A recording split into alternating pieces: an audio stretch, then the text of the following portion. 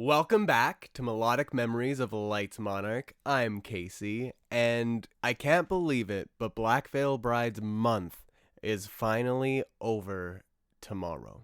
It's wild to think that tomorrow is officially the end of June, being Black Veil Brides month, as well as Pride Month, Men's Mental Health Awareness Month, and of course Indigenous Peoples History Month. It's a big month and it's finally coming to a close, the beginning of summer even, and we are finally done it. Feels like the year has been going by way too fast, but honestly I could say that any day of the week. Time does not slow down at all for anyone, so be sure to make the most of every single moment you're able to. And I hope that this past month has been a good one for everyone, celebrating or not, all the same. Hopefully you're having an amazing start to your summer.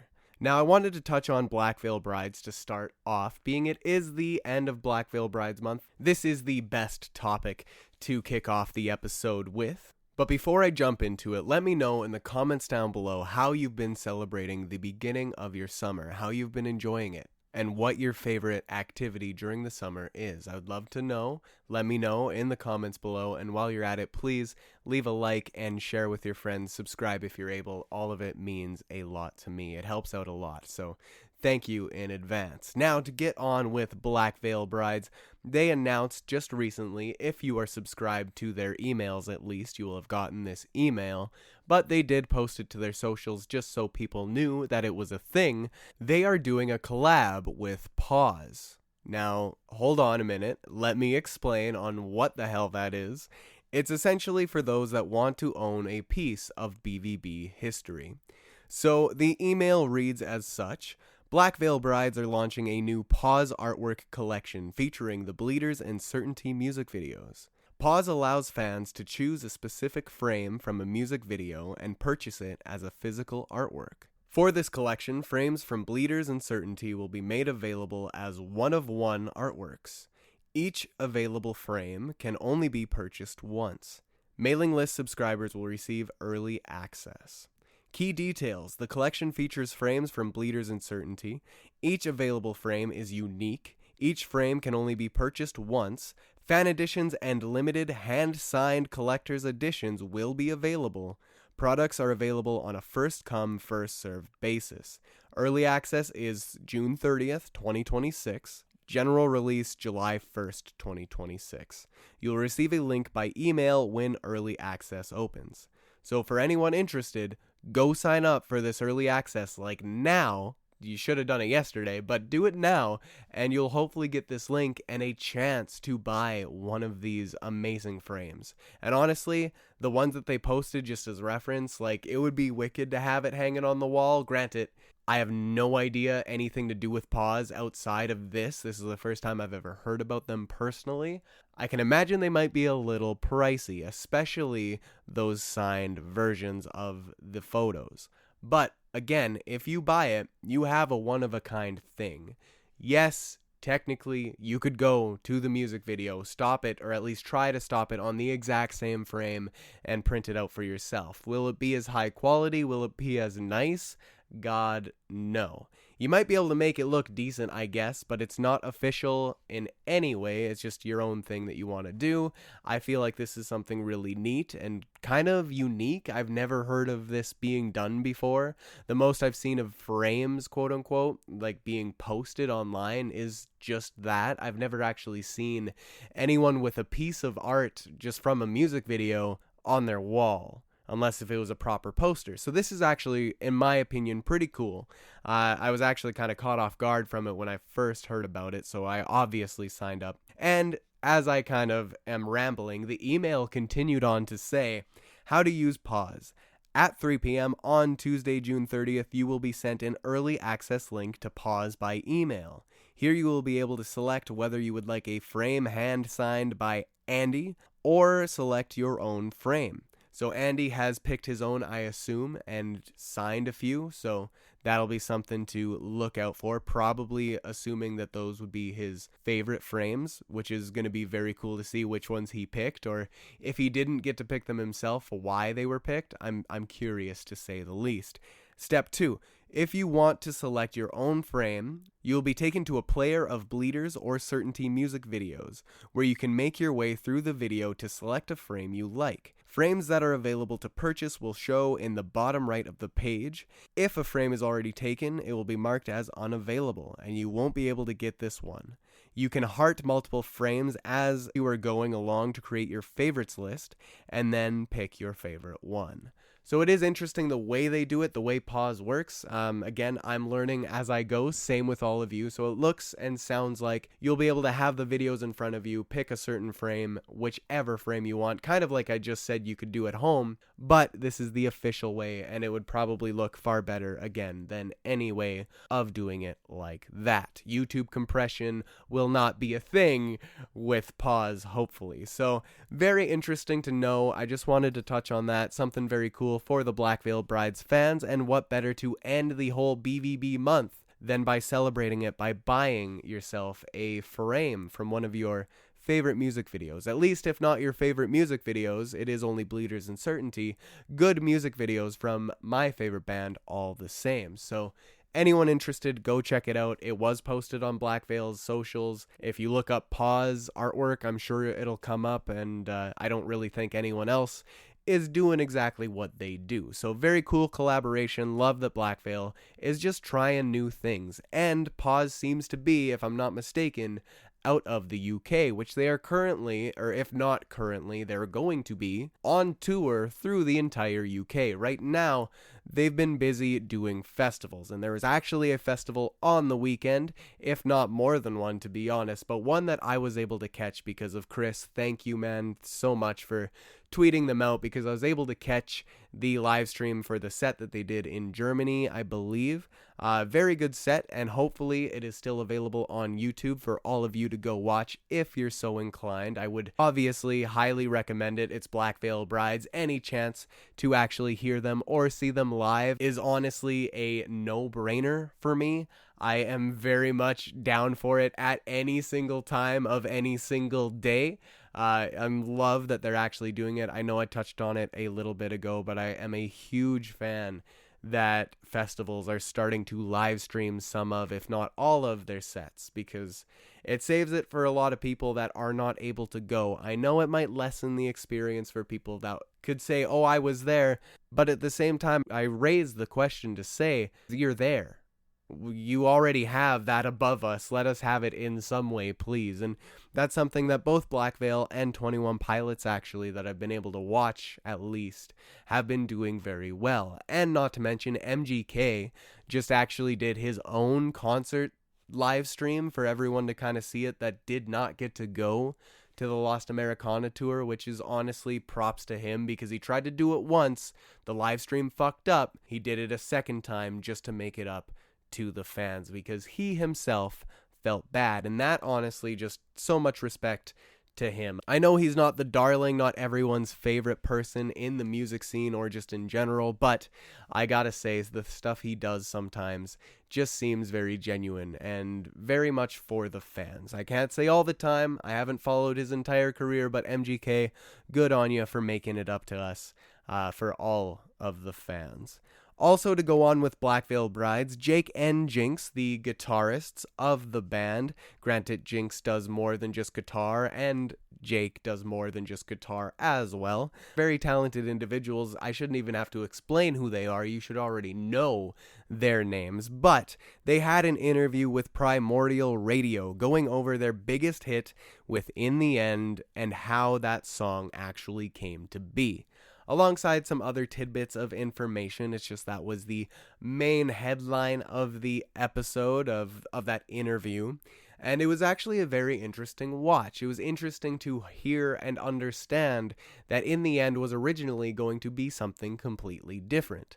The writers that they had brought in, because John Feldman wanted them to work with writers, wanted them to do something completely different. Something that sounded not at all like Black Veil Brides. And thus, Jake and Jinxx kind of just took it over, did their own thing, kind of threw away everything that was, brought up from the actual writers, and did their own thing. Andy's lyrics, because he lost his grandfather at the time, just coincided to make the perfect concoction of what became in the end. So it was very interesting to kind of get a new in-depth take on that, especially this far removed. If I'm not mistaken, it's been like 13 years since. So it's been a long time.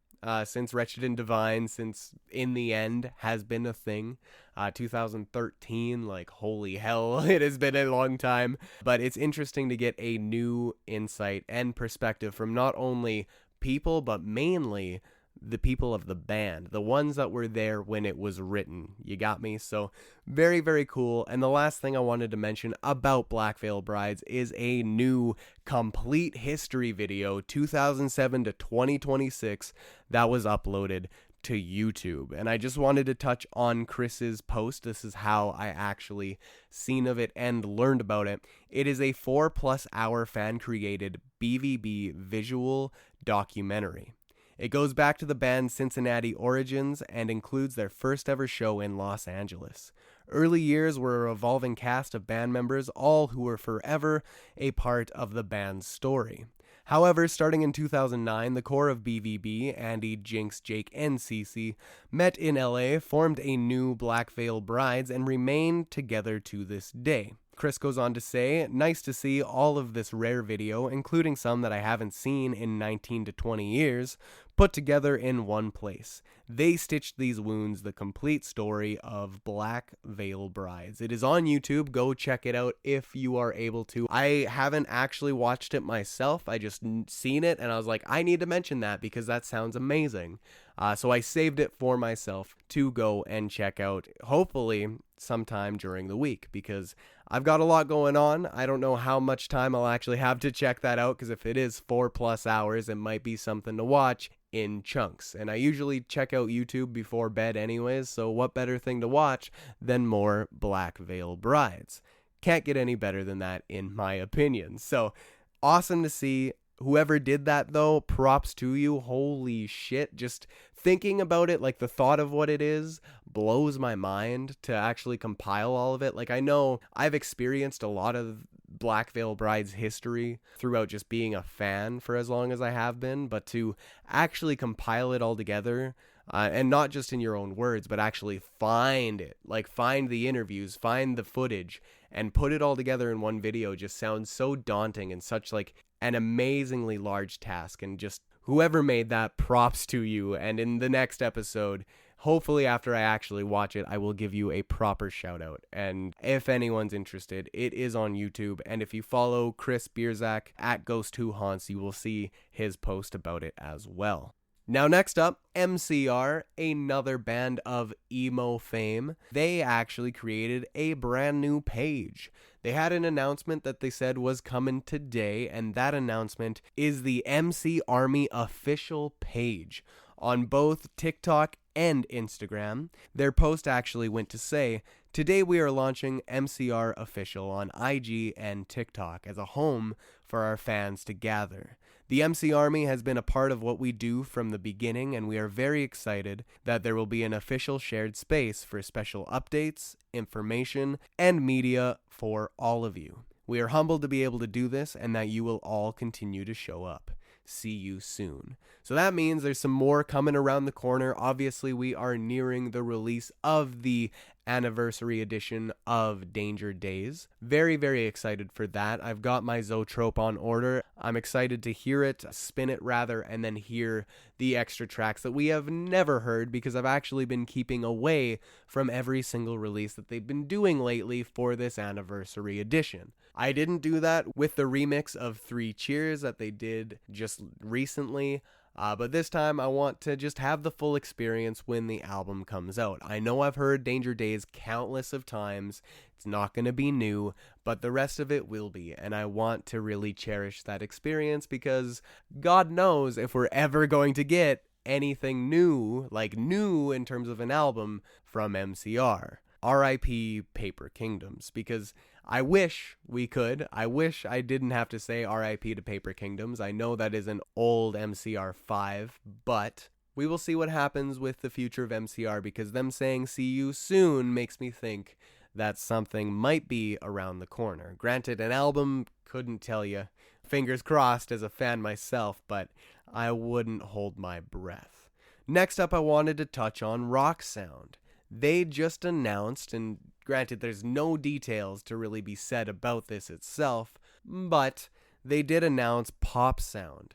If you are subscribed to their email list, you will get first access. It says it's 2 days away, if not 3, depending on how you look at it. I think I seen 2 days, but there was so many hours, so it's probably 3 days from now. Regardless, we should see what it is by the end of the week. And it seems that it very well might be not a resurrection, but something in the vein of Pop Goes Punk. So we'll have to wait and see. I'm very curious, very intrigued on what they might be doing, because there has been a vacant space, a hollow hole left by the people over at Fearless Records, and the fact that they have not done any Pop Goes Punk since, I believe, Pop Goes Punk 7. That one was the one with Andy and Juliet's cover of the Adele song, When We Were Young. So it'll be very interesting to see what the hell Rock Sound is doing. If they are doing that and filling that void that was left, I'm all for it. I'm all for it. I wish that Rock Sound's shipping wasn't so much to get to Canada. I don't know how much it is for the rest of the world out there, but I know it's a little pricey to order from Rock Sound. It's kind of why I didn't get the chance to order the newest Black Veil Brides magazine cover. I wanted to get that with a t-shirt, but after shipping, it was well over $100, and I just couldn't. I really couldn't. I want to, but I know better. I know that I need to be smarter. I need to be responsible, damn it. So I'm trying. I'm trying to pick and choose what I spend my money on and what I buy myself. So had to pass up on that. Rock Sound, if this Pop Goes Punk thing, Pop Sound that you're calling it, is properly, like, decent, you might have me on this one. You very well might have me on this. Because I will say, regardless, I am very much intrigued. Now to touch on something that isn't to do with rock, isn't to do with Pop Goes Punk, it is to do with Noah Kahan, the sad boy himself. Yes, Noah Kahan, his Great Divide Summer. He's on tour currently. And during that tour, he actually set an all-time attendance record at Citizens Bank Park with 45,341 fans in attendance for his show. Speaking of Noah Kahan as well, people are shitting their pants at his concert. I say people, at least one person did. And what? Like, this isn't even the first time we've been hearing about this. It was also posted, I think, just this morning that someone at Five Sauce's concert was shitting their pants, or at least there was, like, a smear left on the floor, and, like, talking about it makes me just want to kind of puke, not gonna lie. What the fuck? Like, come on, people. What are you doing? Go use the washroom. Animals. Like, it's just disgusting, okay? Nobody wants that. And no, don't use the excuse of, oh, good thing I wear diapers to shows. No! Like, unless if you have a medical condition, apologies to anyone that does, you are valid, okay? But people that are doing it just because they're lazy or whatever, or just need to sit right in that spot in their line, like, I get it, wanting to be front and center, right up on the stage for your favorite artist. Does that mean you should stand there all day and shit into a diaper and, like, defecate and urine? No. The answer is no. The answer straight up is no. And I wish this was a joke. It's not. It's something that actually happened. There's photo evidence of there being shit on the floor at Noah Kahan's concert. And it was by a chair. Like, dude, you're sitting. Come on. Go use the bathroom. You don't even need to worry about the spot you're at. But I digress. Maybe it was someone with medical issues, medical condition, what have you. In that case, okay. Maybe don't leave a mess around, but okay. It is what it is. Hopefully it's something that stops happening, though. I think it's personally disgusting. And also, just on the fucked up news of the week, if you will, at a new festival called Electric Forest Music Festival, as per TMZ and Pop Base, mind you, a dead newborn baby was discovered in a porta potty by maintenance staff. Excuse me?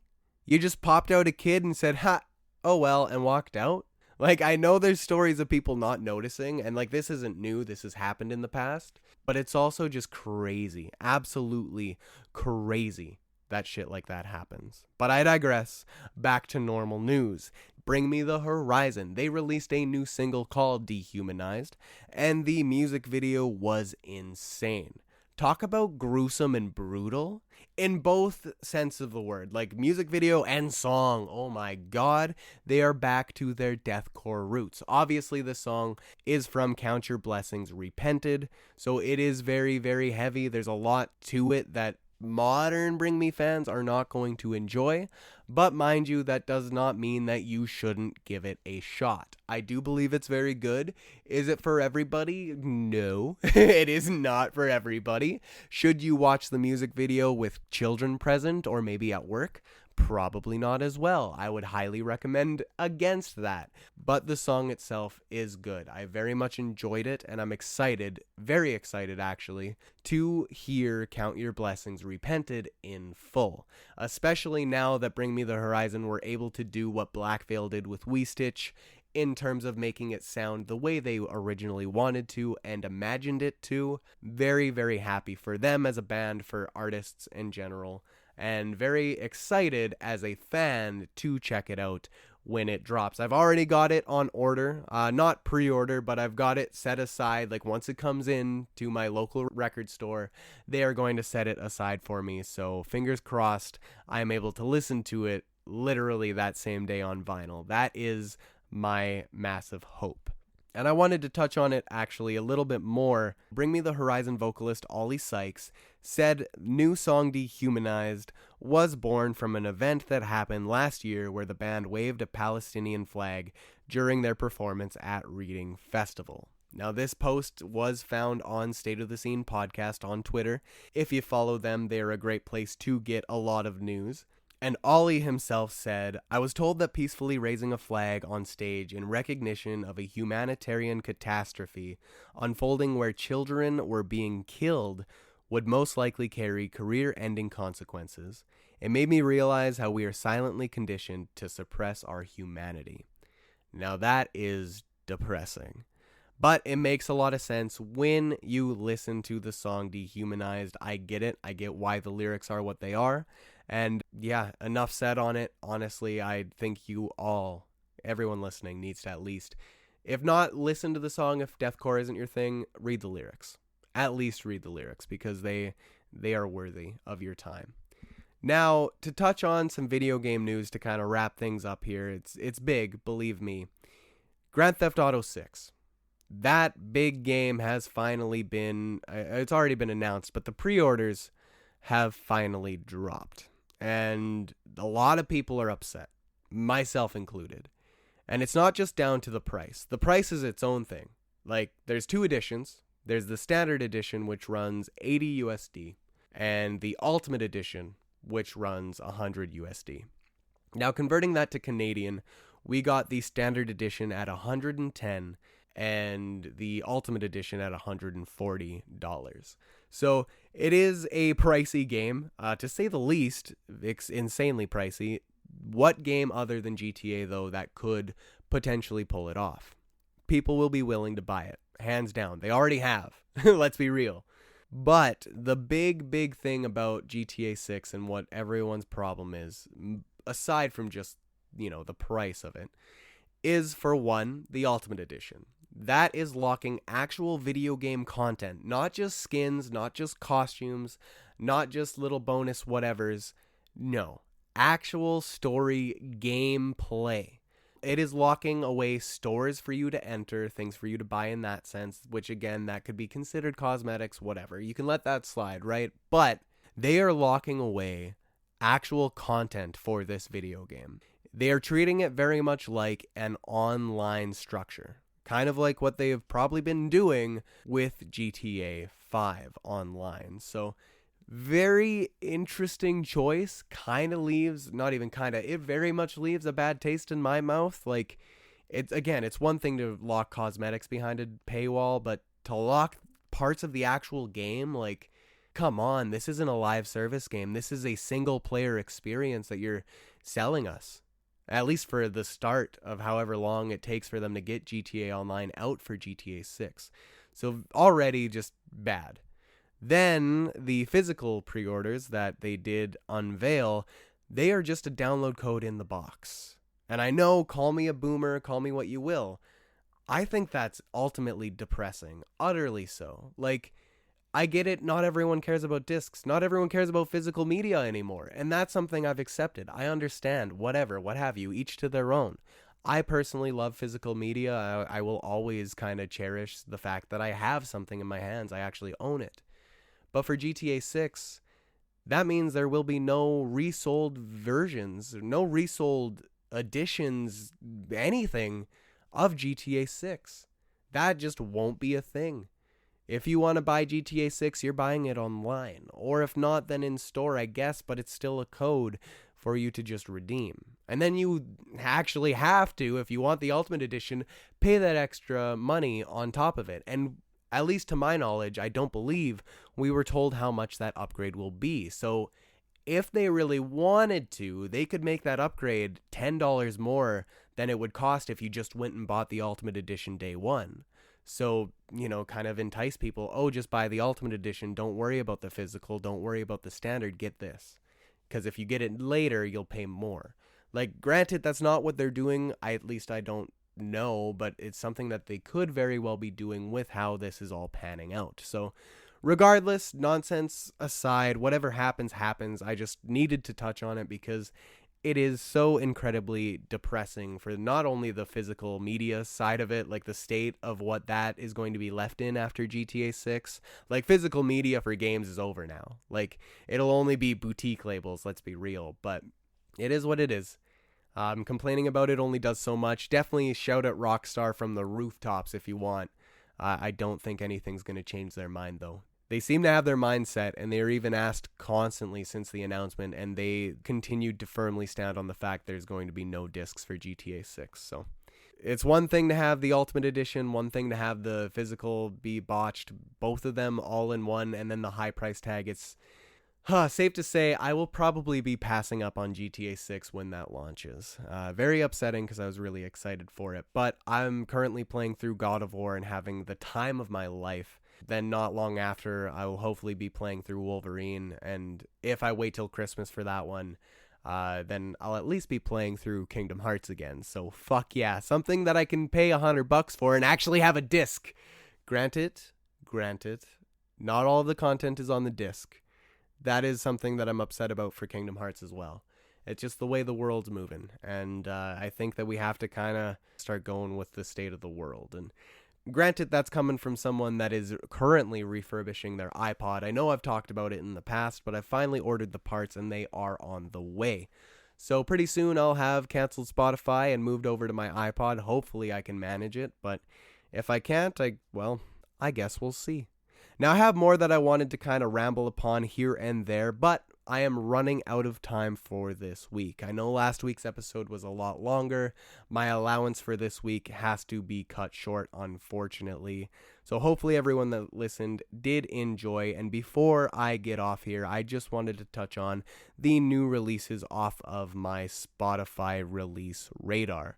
We got Talk with new single GTFU, then Motionless in White with Skylar Grey, R.I.P., Ice Nine Kills with Play Dead, The Living Tombstone live in 25, Boji, Escape Through the Night, Brace Yourself, Roots in Empty Place, Water Parks Better Than Therapy, and of course Bring Me the Horizon with Dehumanized. Oh, and not to mention, Melrose Avenue, The Funeral Portrait, Cemetery Friend. Almost glanced over that one. There's a couple other releases here and there, like Hikaru Utada. Would love to say what she released, but I don't know what it says because it's in Japanese. So blame me for not sharing that one with you in the proper way. And other than that, I guess I should say Toby Fox did release Deltarune Chapter 5 and that original game soundtrack, which debuted on the top 10 of Spotify globally, is also available now. So to properly end it, I just want to say RIP once again to Oliver Tree, who would have just celebrated, if he was still here, his 33rd birthday. My heart goes out to his family and everyone affected, of course. As always, it's still a very tragic event and one that I wish never ever occurred. So happy birthday and RIP Oliver Tree. We all very much miss you. So thank you so much for listening, and thank you as always for discovering the music within.